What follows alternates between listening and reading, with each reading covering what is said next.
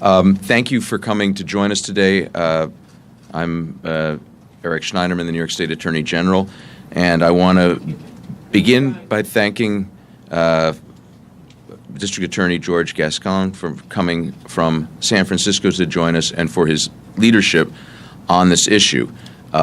We realized some time ago that we were both looking at the problem of the crime wave related to smartphone robberies, and decided to collaborate together and reach out to other colleagues in law enforcement and consumer advocacy, and that gave birth to the Secure Our Smartphones initiative that we are launching today. I also want to thank the Boken family for coming and sharing their story. Paul and Annie, and as the father of a 20-year-old daughter, I cannot imagine the pain and loss you've endured, and I greatly appreciate your coming out and turning your experience into something that can save other people's lives and save other people from assaults and robberies. So the nationwide coalition that we are announcing today really is a group of folks that include people like the Nassau County District Attorney Kathleen who joins us, who is the incoming president in a few weeks of the District Attorneys Association of the State of New York, DASNY, and Richard Aborn, the head of the Citizens Crime Commission. This is a coalition that is coming together around a very simple proposition. It includes attorneys general, district attorneys, police chiefs, the controllers of New York State and New York City, public safety activists, and scholars from around the country. And the very simple proposition that unites us is that it is totally unacceptable that we have an epidemic of crime that we believe can be eliminated if the technological fixes we believe are available are put into place and smartphones are equipped to be disabled, equipped to be bricked, as the kids say, turned into nothing more than a paperweight if they are stolen. This has to be done industry-wide. Thieves have to know that there's no point in stealing a smartphone, that you can't easily wipe it and resell it, which is the case today. We know that there is a multi-billion-dollar market for lost and stolen smartphones. The replacement cost last year was $30 billion. Every minute, 113 smartphones or other similar devices are stolen in the United States. And unfortunately, what makes these devices such great tools and it makes them so attractive, it makes them essentially ubiquitous at this point in American society, is what makes them such easy targets for theft. The challenge is a challenge we faced with other technologies in the past, and that we are confident the folks who are the leaders in this industry can resolve, and that's why we are very pleased that these industry leaders are coming to join us for a conference today as we get our Secure Our Smartphones initiative underway. The statistics are so staggering that I find that people frequently ask me if they didn't mishear or call me back for a clarification. But something on the order of 30 to 40% of all robberies nationwide now are robberies of smartphones. In New York City, where we have a great law enforcement community, crime in all categories has essentially been going down steadily, and yet in 2012 we had a 40% increase in robberies of smartphones, and all too often these robberies turn violent. There are assaults, there are murders. We've had a 26-year-old chef killed in New York last year, and our message is very simple to the folks in the industry. Work with us to solve this problem. Work with us to make it a pointless endeavor to assault someone and steal their smartphone. We can do that by making them useless for resale. It's something that is simple, it's something that has to be done industry-wide, and it's something that we intend to achieve. So our goals here are to analyze patterns, causes, and trends behind this crime wave, behind the increasingly violent phenomenon of smartphone theft, to investigate the capability of manufacturers to develop the technology that would deter, if not eliminate, theft, including the idea of a kill switch. Just as you can cancel your credit card and it's rendered useless, we don't believe that there is a technological barrier to being able to kill or incapacitate a smartphone. There are a variety of approaches to this, and we are not trying to prejudge what the best approach is. We're here to talk to and listen to the leaders in the industry and see what they come up with. But we intend to pursue this until we have an industry-wide solution that makes the theft of smartphones a useless enterprise and eliminates this crime wave. And we want to make sure that we understand also the propriety of what the industry has done so far. Have they developed deterrence? Have they developed technology that hasn't been installed? We want to raise public and shareholder awareness about practices in this area, and we are prepared to elevate the issue as much as we have to get the right result. We are starting out with a collaborative approach. It is our hope that that's all that is going to be necessary, but we're prepared to deepen our inquiry if that is appropriate. So I'm pleased to announce that we're joined by officials, including New York City and state's controllers, who have sent letters, and the state controller, Tom DiNapoli, has sent letters to the chief executive officers of Apple, Google, Motorola, Microsoft, and Samsung, representing, as a shareholder and representing all of the holdings of the New York State retirement system, asking what they are doing. That's another source of leverage, and we're reaching out to others around the country who can do the same. The stakes here are very high, and we intend to pursue this with every tool in our toolbox. The statistics themselves, though, don't tell the full story. This is not just about how many billions of dollars people have to spend to replace smartphones. We're talking about people like Megan Boken, and I would now like to introduce to you Paul Boken, Megan's father, and Annie Palazzolo, her sister, to talk a little bit about her story and provide some richer context for the tasks that we undertake today. Thank you, Attorney General Schneiderman, for inviting us to be here, and I applaud you and the District Attorney for taking on this issue. And I do ask for your patience. This is a new experience for both my daughter and I. On August 18th of last year, my precious daughter, Megan, lost her life because someone wanted her cell phone. At the time, Megan was doing what many of us do every day, and what I was doing to try and find this building this morning. She was talking on her cell phone. In fact, at the time this occurred, Megan was talking to her mother. What happened to Megan can happen to any of us or to any of our children. If we can stop people from stealing cell phones, then we must stop it. The creators of these magnificent devices have the brain power to figure this out, and it's important that we seize this opportunity. Cell phones are stolen because there's an active market for these devices. I can't think of another item in this world that can be stolen and converted into significant dollars as quickly as a cell phone. The cell phone manufacturers, the providers, and the market makers all profit from the sale of stolen cell phones. We support people's ability to buy and sell used cell phones, but it needs to be done with controls that make sure that the cell phones being sold are the legal property of the seller.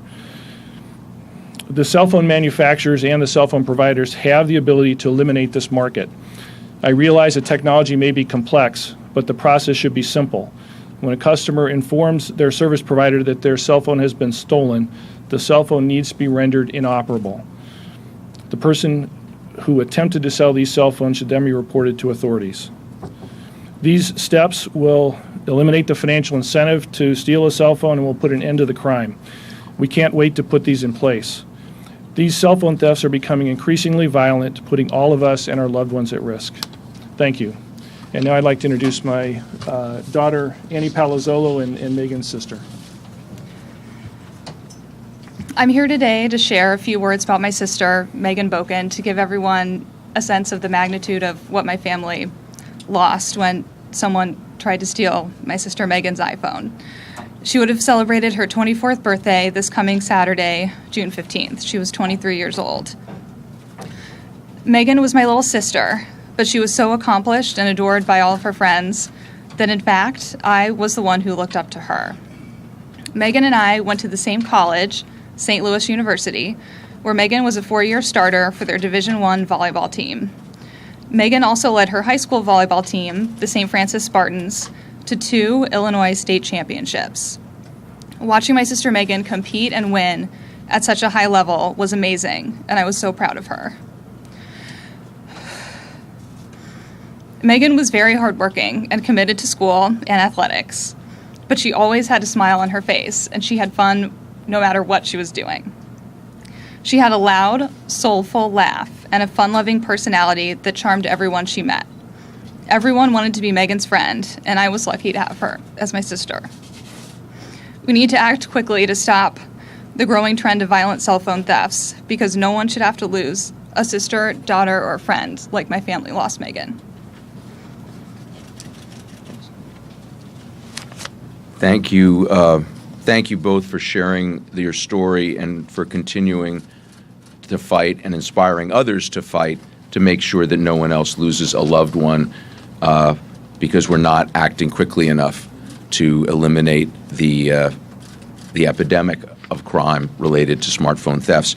And I'd now like to introduce a leader and a great partner in the effort to address this problem, the person who's probably moved this forward more than anyone else in the country, District Attorney George Gascón of San Francisco. Thank you very much. Good morning, everyone. First of all, I want to thank our Attorney General Schneiderman for his leadership here and for putting this meeting together. I also want to say that there really are not enough words that can express the feeling that comes from losing a lost one, and to have the Boken family here, the Boken family here, speaking about their experience, I think is extremely powerful. And I would hope that all of you, during your reporting, that you really underline what this family is going through, because it doesn't have to happen to other families. The reality is that, as it was said earlier, 1.6 million Americans were victimized by this phenomenon the last year. It doesn't have to continue to occur. I also want to thank D.A. Rice for being here, as well as Richard Aborn, a good old friend, known each other for many years. The reality is that we are in a world today that is very unique. In my business in law enforcement, I have been in the business for about 3 decades as a chief of police and now as a district attorney. There are very few things that can be fixed with a technological solution. This is one of those. And that's why you see us today standing together to ensure that the industry is going to do the right thing. This is not an area that can be solved by policing alone. In fact, not only is policing and the law enforcement community inadequate to deal with this as a problem, but we shouldn't have to, because we should not be subsidizing an industry that has gross sales in excess of $60 billion a year. Every time that there is an arrest, every time that there is a prosecution, every time that there is incarceration, we collectively as a society are being impacted economically, and we're being impacted socially. Often many of the young men that are involved in these robberies, and I say young men because they're mostly males, do not understand the consequences of the behavior and the fact that if they get arrested and they get convicted, they will be convicted for a very serious crime, and they could do a very intense incarceration period.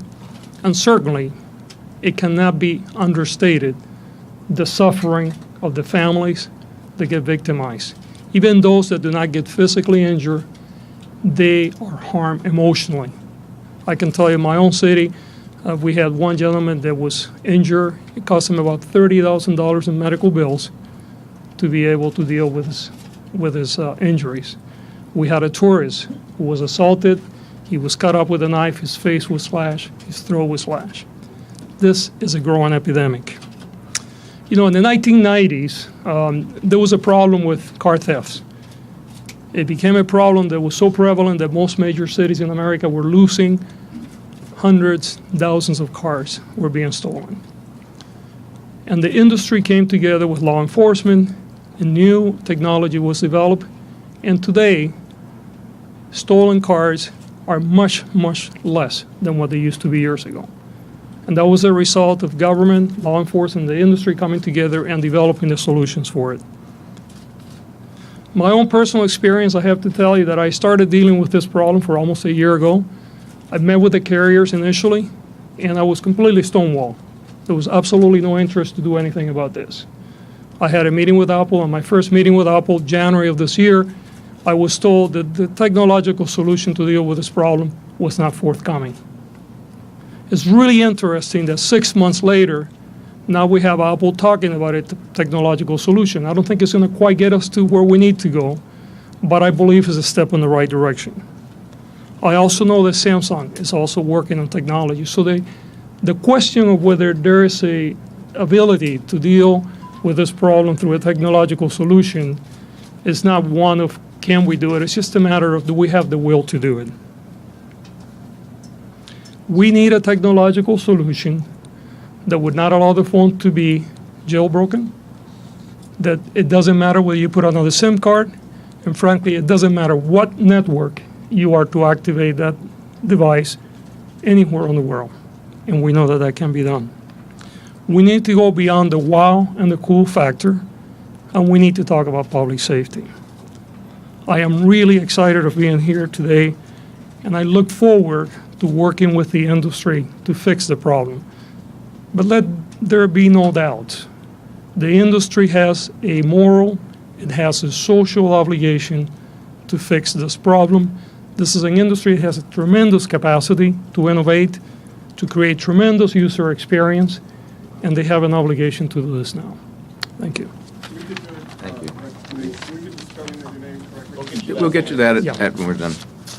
Thank you, District Attorney Gascón. And I now would like to introduce another great district attorney and a great colleague of mine, who is the incoming president of the District Attorneys Association of the state of New York, Kathleen Rice.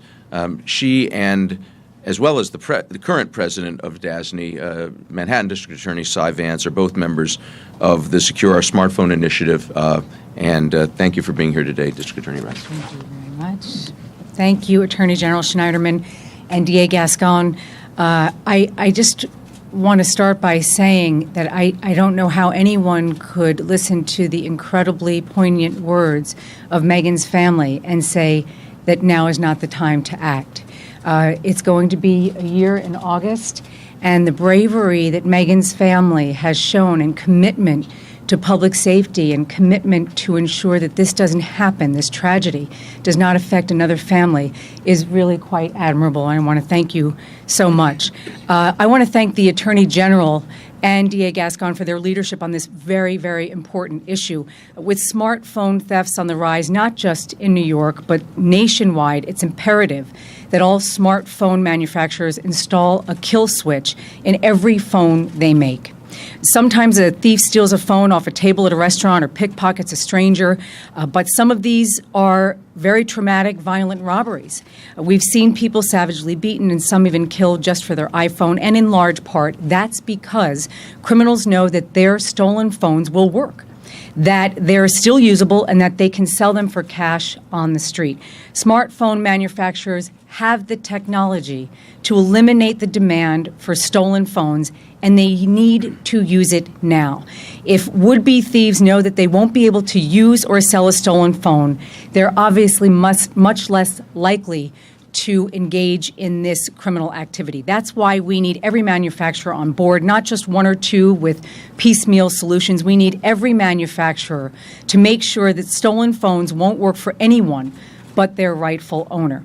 With smartphone-related thefts making up such a shocking number of crimes that we see in our communities, as the Attorney General noted, it's critical that manufacturers take action now, and phone carriers and consumers should demand that they do as well. So once again, I want to thank Attorney General Eric Schneiderman and District Attorney Gascón for leading the charge for this important technology that we all agree will be great progress in the fight against smartphone-related crime. And I am very happy to have the opportunity to be a part of the Secure Our Smartphones initiative. Thank you. Thank you, District Attorney Rice. And now I want to bring up someone who has worked on creative solutions to challenging law enforcement issues for quite a few decades, a good friend and a very thoughtful advocate for reforms and innovations in the criminal justice system, the president of the Citizens Crime Commission, Richard Aborn. Eric, thank you so much, and thank you for what you're doing on this issue. And George, it's just terrific to see you and fantastic to have you here in New York. And I'm actually not surprised that you came to this issue early and took the lead on it. It's so typical of how you've taken on so many issues over the years. And I also want to echo what Kathleen said about Amy's family. I can't think of anything harder than what you just did, but I can't think of anything more important than to convey the tragedy that they went through in losing a child in order to illustrate how serious an issue this is. So we really thank you for being here. I think it's very interesting that George and Eric have sort of reached across and found one another on this issue. I know them both very well. They are both very dogged. They are both terrifically smart. They are both very creative. And they both understand the need for building coalitions. And that is what they are doing here. They have also understood that reaching into the community is a core part of trying to reduce crime. We all talk about community policing and community involvement, and we traditionally think about communities as geographic areas. Well, there in fact is an e-community now, and they are reaching into that e-community to begin to look for solutions. So I also want to thank the manufacturers. I think the fact that the manufacturers have responded to Eric and George's call to come here and talk about this issue and look for a technological solution which would actually wipe out this growing public safety threat is critically important, and I think it needs to be praised. What they are doing is very, very, very important to our efforts here. So this is a fantastic chance for all of us to come together and not only begin to reduce this growing epidemic of street violence, and trust me, this is a growing epidemic of street violence, but to also get to that other piece, which I'll mention, which is cell phones are not simply stolen because they can be resold into the market for use by a new owner, but they are also stolen because of the data that exists on the phones, data that can give them access to bank accounts, to corporate information, to government information. A growing part of the problem with cybercrime in this country and with cyber espionage in this country is the misuse of cell phones. So a cell phone stolen is not only a violent street crime, but it's a gateway to other crimes. And for those two very important reasons, I cannot thank these two gentlemen enough, and I am more than happy to bring the Crime Commission and whatever persuasive powers it has to the table to try and help stop this epidemic. Thank you. Thank you, Richard. So we gather here today to launch the initiative. Shortly, we will have our first meeting with representatives of the industry leaders, representing about 90% of the market for smartphones in the United States. And our message is very simple. This is not a problem that reflects a failure of law enforcement. This is an epidemic of crime in the face of more effective law enforcement in New York and across the country, where most categories of crime have been steadily declining. This is not a problem that should be borne by the consumer. This should not result in consumers being charged more simply so that the products that they use are not providing an open invitation to theft and assault, and sometimes worse. This is a problem we believe that can be solved collaboratively. That is our first choice. But to be very clear, we're not going away until the problem goes away. And I want to thank everyone for participating here today, particularly Mr. Boken and Annie. There is the fact that they view this problem as seriously as they do and are willing to revisit their own pain to send this message to this industry, I think says a lot about how important this is to people all across our country. And I look forward to working with District Attorney Gascón and District Attorney Rice and Richard and our other colleagues in this initiative to make sure that this is a problem that is solved and this is a crime wave that ends. Thank you very much.